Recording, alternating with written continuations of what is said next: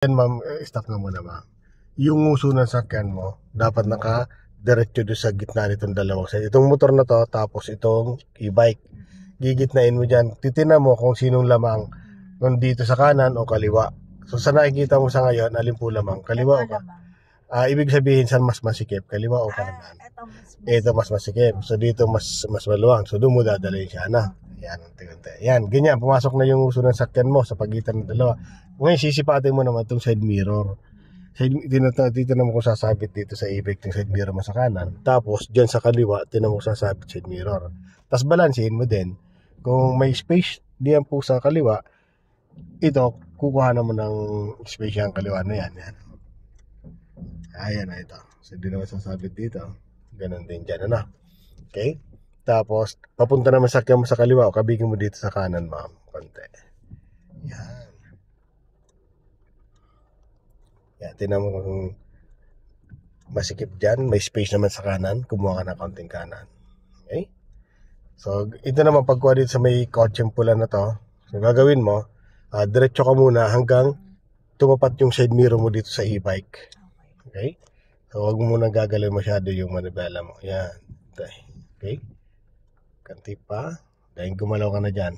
Yan. Kasi nandyan na yung side mirror mo sa e-bike. Sige, gumabig ka pa. Ang pagkabig nyo yan, para lang lumayo dito tong katawan ng sakyan na to. Yan. Sige. Sige, hanggang lumayo lang tong side na to. So, medyo masikip tong area na to. Okay? Kanti pa.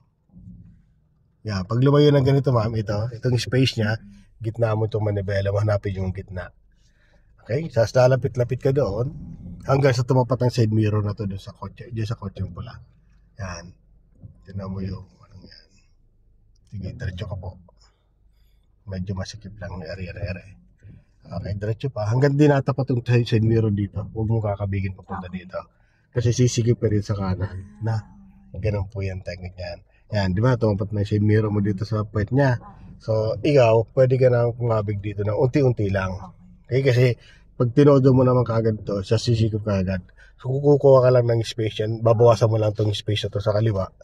Kukuha natin yan. Ano? Sige. Abante ka ng konti. Yan. Doon ka muna mag-focus. Lapitan mo yung unahan. Yan. Sige pa po. Hindi magagater yan. Eksakto lang yan. Yan. Okay. Tapos silip ka dito sa side mirror. Kung sasabit dito sa pula. So, doon ka pa. Bumante ka pa doon. Sige lang. Yan, tapos ito malapit na yung gulong. Yung gulong mo kasi hinihintay natin na tumapat dito sa puweta ng sakyan. Yung tinapatan natin ng side mirror sa kakakabig dito para pumantay na dito sa kalsada na. Ayan, okay? Hindi na makabante. Ayan, kanti pa. Up. Yan. Kanti pa, up. Gitna mo manibela mo. Ako kasi manipis na to. Gitna na. Hanapin mo gitna niyan. Hindi pa yung gitna.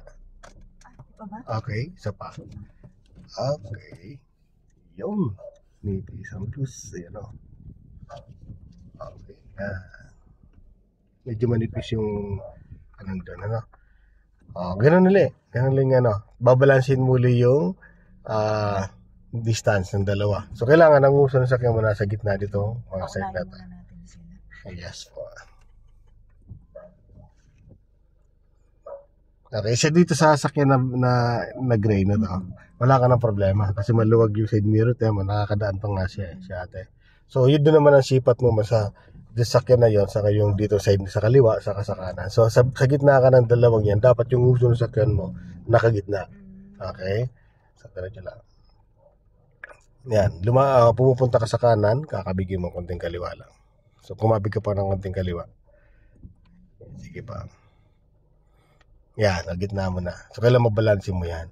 Tapos, yan, pumapasok na yung uso ng sakyan mo. Dito sa pagitan nitong sakyan, saka dito sa unang, parang pinaka, stop ka muna ma'am. Ito yun, sinasabi ko. Nakapasok na yung uso ng sakyan mo dito sa uso ng sakyan na to. Tapos dyan. So, wala ka na problema. Pasok na yung uso. Ngayon, ang sisipatin mo naman ngayon, side mirror ma'am.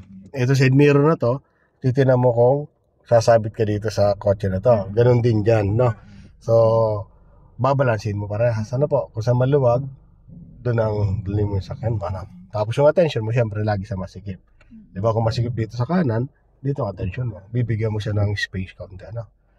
Ato, sumisikip sa kanan, ah. Okay, kumabi ka ng konting kaliwa. Ay, sipat mo dyan, ma'am, sa, sa kaliwa, ma'am, yung halaman na yan. Tingnan mo lang kung sasabitan mo yung halaman, yung ano, no? Okay? Ayan, diba? Yan, pasok na rin yung uso ng sakyan, no? So, balansin mo to. So, attention ka dito sa kanan. Sisikip ka, oh. Nakita mo side mirror mo sa kanan, masyadong madikit na dito, dumidikit. Okay? Kakabig kang kante. Ilalayo mo lang. Pag nailayo mo na, gitna agad, para hindi ka na mag-gutter dyan sa kabila. Ayan.